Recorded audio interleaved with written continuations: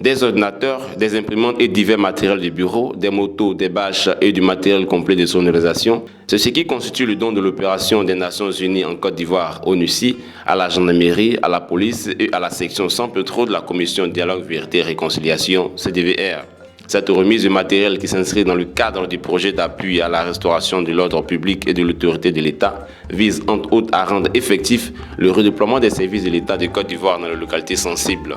Ouest, sud-ouest et sud, afin de leur permettre d'assurer efficacement leurs missions de maintien de l'ordre, de protection des personnes et des biens, à rétablir la confiance des populations dans les services de l'État en renforçant l'accès aux droits et aux services de sécurité de proximité dans l'ouest du pays. C'est la représentante spéciale du secrétaire général des Nations Unies en Côte d'Ivoire, Aïchatou Mindabdou, qui a procédé à la remise officielle de cet important don au cours d'une cérémonie ce mercredi 26 février 2014 dans l'enceinte de la préfecture de San Pedro. Un geste apprécié par Ousmane Koulibaly, préfet de région de San Pedro, qui a remercié la patronne de l'ONUCI pour les actions que son institution mène chaque jour en Côte d'Ivoire pour le retour définitif de la paix et pour le renforcement des capacités des forces de l'ordre et de sécurité des départements de San Pedro, Tabou, Soubré et Sassandra. Une occasion également pour Aïchatou Mindabdou de faire le point de sa visite dans la région de San Pedro et dans la localité de Tabou en particulier après les événements de dimanche dernier. C'est une visite, comme je l'avais indiqué au début, qui consiste pour l'ensemble des fonds, des programmes et des agences du système des Nations Unies, donc de venir rencontrer les autorités locales, les populations, les chefs traditionnels, pour nous enquérir de l'état de l'intervention du système des Nations Unies et discuter ensemble avec eux du meilleur moyen pour les Nations Unies de les accompagner. Oui, nous avons visité un certain nombre de villes. Nous avons rencontré les autorités locales, nous avons rencontré les chefs traditionnels, des femmes, des jeunes. Et ce que je retiens, c'est qu'il y a une forte volonté d'améliorer, si je peux le dire ainsi, les conditions de vie, une forte volonté de s'engager encore plus dans la réconciliation nationale et le retour durable de la paix, et aussi une forte volonté de sortir de tous les éléments de conflit, notamment ces conflits fonciers,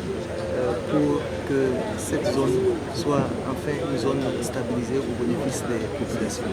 Aujourd'hui, il était prévu le retour d'un groupe de réfugiés. Et ces événements ont fait que nous n'avons pas pu organiser ce retour. Mais je me dis que ce n'est que partie remise, à partir du moment où, comme vous le constatez vous-même, le cadre est revenu dans la région et on va recommencer tout le travail que nous faisons pour le retour des réfugiés. Étant entendu que le retour des réfugiés aussi est une préoccupation de toutes les autorités régionales, de toutes les autorités coutumières et de toutes les populations que nous avons rencontrées. Vous savez très bien que la police et la gendarmerie, dans un État démocratique, détiennent ce qu'on appelle juridiquement le pouvoir de police, c'est-à-dire elles doivent assister les populations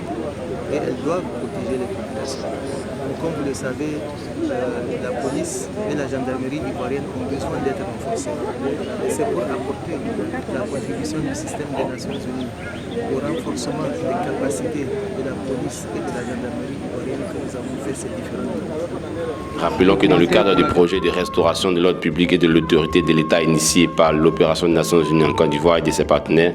projet couvrant la période de mai 2012 à décembre 2014, l'ONUCI a remis en état et équipé le premier arrondissement de police de San Pedro, remis en état les bâtiments des sous-préfectures de Tabou et de Grabo dans le département de Tabou. C'est environ 126 060 177 francs CFA qu'a bénéficié le district de San Pedro dans le cadre de ce projet, dont 60 51 522 francs en termes de réhabilitation et 66